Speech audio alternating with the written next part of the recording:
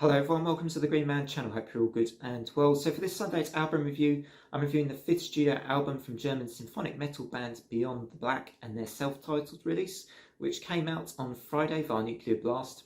And the album is 10 tracks, it's just a bit over 40 minutes in length.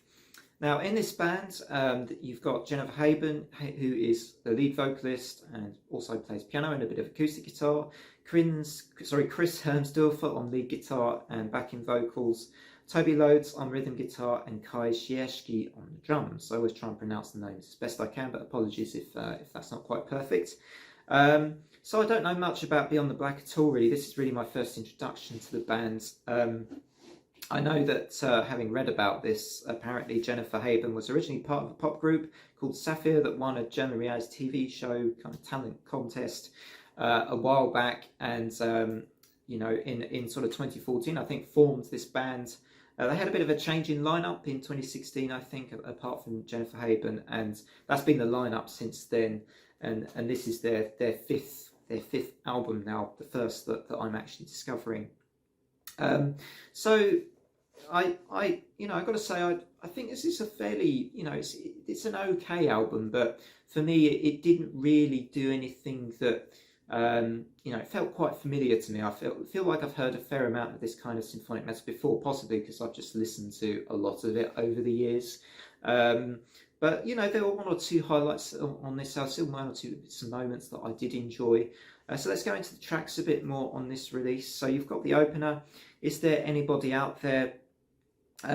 Which I thought was a pretty strong opener with some neat guitar fills and guitar moments, and pretty solid rhythms go along with it as well. But by the third coming of the chorus, I started to lose a little bit of interest in this opening track, but I thought it was a pretty decent starting point for the album. Free Me, I really quite liked this song. I liked the acoustic melodies that introduced the first verse. Thought it showcased the singer's ability really well, and the chorus is also pretty infectious. The theme of this album is that you do get some pretty catchy choruses. I mean, I would say they're not so much my kind of catchy, the kind of catchy I enjoy so much. But the choruses some of these choruses will get stuck in your head. I mean, the likes of, I think it was Into the Light certainly has that sort of chorus that will get stuck in your head quite quickly.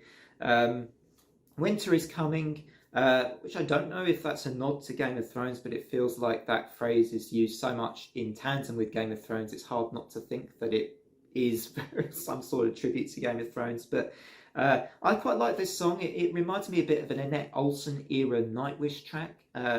Certainly not bad at all, and again, pretty catchy and reasonably solid.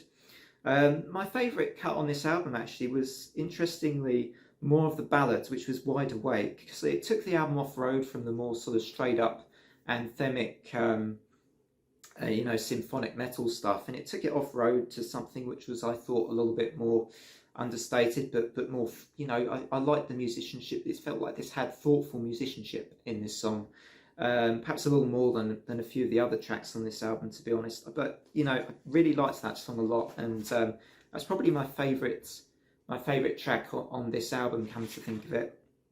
I mean, yeah, so I mean, those are probably the tracks I think I enjoyed the most, actually. The other tracks I thought were maybe, they were okay, but it felt like this album could have done with, some of the songs could have been developed a bit more for me. I mean, I feel like I'm saying that quite a bit in some of my reviews, that I like, I like to see songs developed well.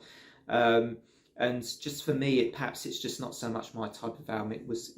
Fairly, these kind of pop style choruses a little bit too much for me, maybe, but that's not necessarily a bad thing, but it was just slightly less for me, I think. But yeah, overall, I thought, production was really solid, very polished, but the music itself didn't quite provide me with the depth that I look for in a symphonic metal band that I think are usually in this kind of style. So I'm going to give this band, I thought this was okay, it was good enough. I'd give this a 6 out of 10 overall from me, from the Green Man today. So what do you think of this Beyond the Black self-titled album? Do you enjoy this a bit more than I do? What are your favourite tracks? Do drop us in the comments, and perhaps let me know about their other albums, as I'm new to the band. To be fair, I haven't got an overall view of all their discography yet, so I will possibly check out some of their other stuff just to see, what else it is that I may be missing from Beyond the Black. Otherwise, from me, take care, everybody. Enjoy what's left of your weekends. Until next time, bye for now.